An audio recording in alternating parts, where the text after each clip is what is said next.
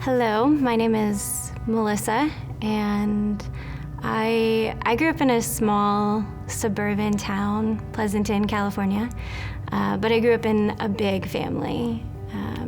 I had 6 brothers growing up, and I was the only girl. Everybody kind of knew the family that we were. You know, we fit into that picture frame of being a big family, but we did all of the right things. We went to the right schools, and the big thing was church. Everybody in our community went to some kind of church.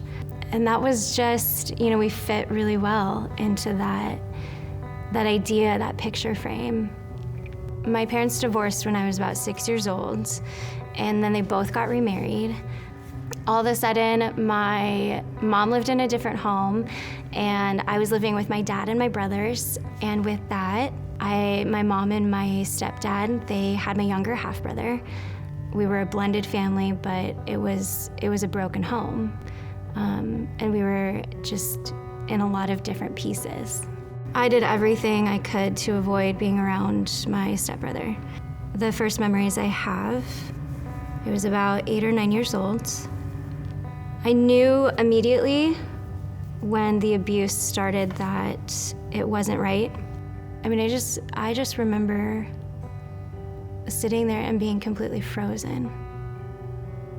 You know, this isn't okay, but what do you do?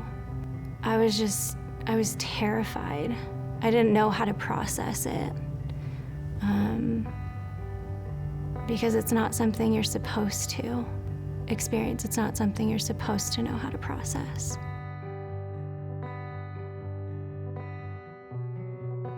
The abuse went on for about a year or 2. And then it kind of just stopped, and I was just so confused.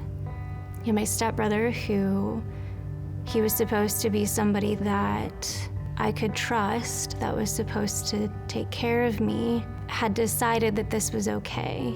You know, I didn't tell my family. I didn't tell even my friends, my best friends. And I didn't tell any of the pastors or leaders at church that had known me almost my whole life.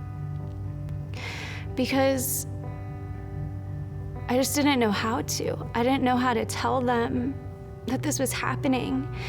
And, you know, I think I just convinced myself that it was my burden to carry. I didn't think I was allowed to be angry at God. I didn't think I was allowed to ask God for help in this, because God was perfect. The first time I considered ever talking to somebody about it was after the car accident. I was sitting on the couch next to my grandmother, and on like this old like velvet couch with like a paisley pattern on it. And I just remember like tracing the pattern on the couch while my dad is telling me that my stepbrother had been in a car accident and that he didn't make it. I decided I wouldn't tell anyone and would just go on with my life as if nothing happened. So for the next several years, I did everything to keep my mind off of this part of my life. I kept myself busy with pretty much anything and everything, with school, extracurricular activities, work, friends, family, church, relationships. And I was really wrestling with God at this time, just trying to figure out who he was to me. I was just desperate. I was desperate for answers, and I was desperate to try and figure out that part of my life and to figure out who I was now. I knew that there were things I was never gonna get. I was never gonna get a conversation with my brother. I was never gonna get an apology. And I was never gonna get that part of my life back.